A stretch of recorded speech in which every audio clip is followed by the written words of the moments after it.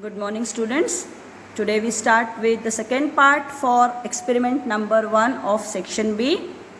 Today we will classify fern and catharanthus from page number 32. This is just a small leaflet of fern which I will be showing to you. Many a times you have seen the borderings of the garden. This plant is planted along the borders of the gardens. As you can say, it is a ornamental plant. Fern or Nephrolepis, it belongs to kingdom Plantae, subkingdom Cryptogams, division Pteridophyta, class here you are going to write as Pteridophyta Filicophyta. Class is Pteridophyta Filicophyta, Filicophyta, and genus is Nephrolepis. Species you just put a small dash. So classes Pteridophyta Filicophyta and genus is Nephrolepis. Just now I had shown you the leaflet. So labelings, again you are going to label it as leaflet. These are the sporangia. And the third label here you can see root like small structures, they are the rhizomes. Rhizomes. So leaflets, sporangia and rhizomes are the labels for fern. Now the last part for your classification is catharanthus, which you can say in Marathi it is called as Sadafuli. Sadafuli because this flower you can see growing every day and annually throughout the year. You can see, looking at the flower only you will come to know. You can see this flowers around you annually throughout the year. So this is an example of catharanthus. Kingdom Plantae, subkingdom is Phanerogams, division Angiosperms, class Dicotyledons. Don't write anything near genus or species. So kingdom Plantae, Phanerogams, Angiosperms and Dicotyledons are already printed. Now you are going to label carefully. These are the seeds of this plant. So you are going to label as seeds. Fruit, flower, catharanthus flower, stem of this leaflet and leaf. So labelings are seeds, fruit, flower, stem and leaf. Now just we will have a glance at the characteristics of fern. Plants in this group are grown in cool, moist and shaded places.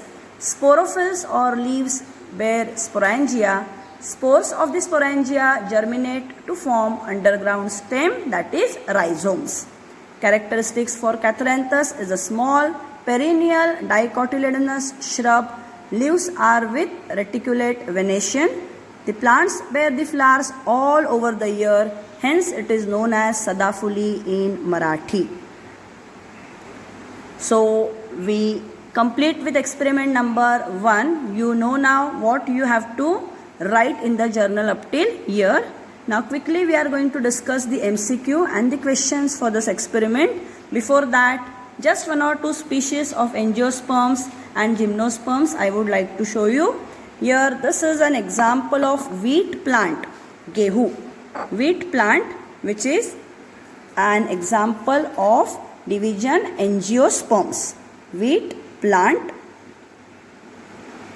Next example of angiosperms is China rose or hibiscus.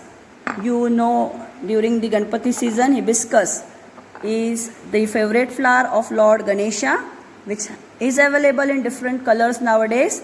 The main color is red, now available in white and yellow colors also. Belongs to angiosperms. Flower is hibiscus. Now it is a preserved specimen, so you will not get the exact color over here. One example of plant belonging to gymnosperms here is cycas. You can see the specimen of cycas, division gymnosperms, where the seeds are naked, they are without any cover. So these are the different specimens which we have seen. Now based on these specimens we are going to answer the multiple choice questions. The first one is, the plant of wheat belongs to division dash. Just now I had shown you that plant of wheat belongs to division angiosperms. So out of the options, the correct one is angiosperms. Second, purposely I have shown you the specimens. The plant of hibiscus belongs again to the same division, that is angiosperms. MCQ number 3. The spots on the posterior surface of the leaflets of fern are dash. They are known as stomata. Stomata are the openings on the leaves. So answer is stomata. The type of root in the plant of Catharanthus. Just now we have seen the specimen of Catharanthus. The type of root system here is branched, which is known as taproot.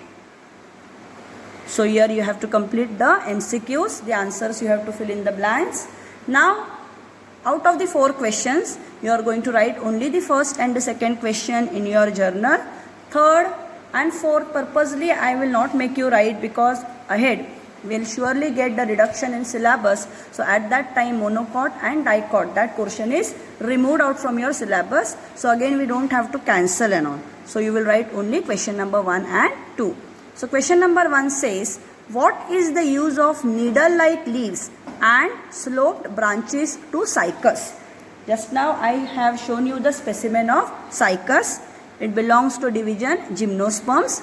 So the first point here you will write, the needles hold several adaptive qualities that allow them to survive growing in places with heavy snowfall or where soils become very dry.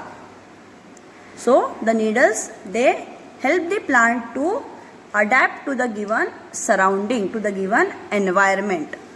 Sloped branches of cycas prevent accumulation of snow on its branches due to the slope.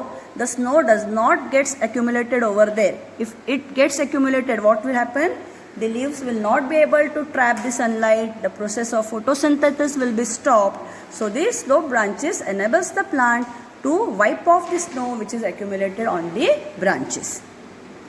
Both these questions in the theory video I will give you in writing. So you just go through now, but see to it that you are completing the journal. Second one, in which plants fibrous roots are present?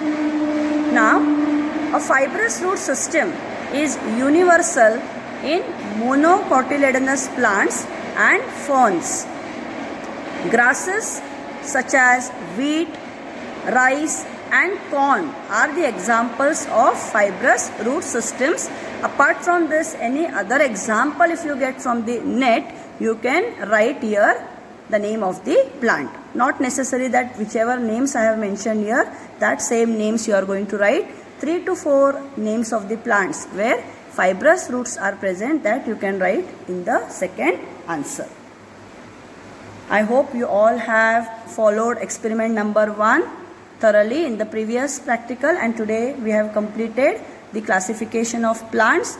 See to it that you complete your journals on time. Labelings, MCQs, questions, everything should be completed. Thank you, dear children.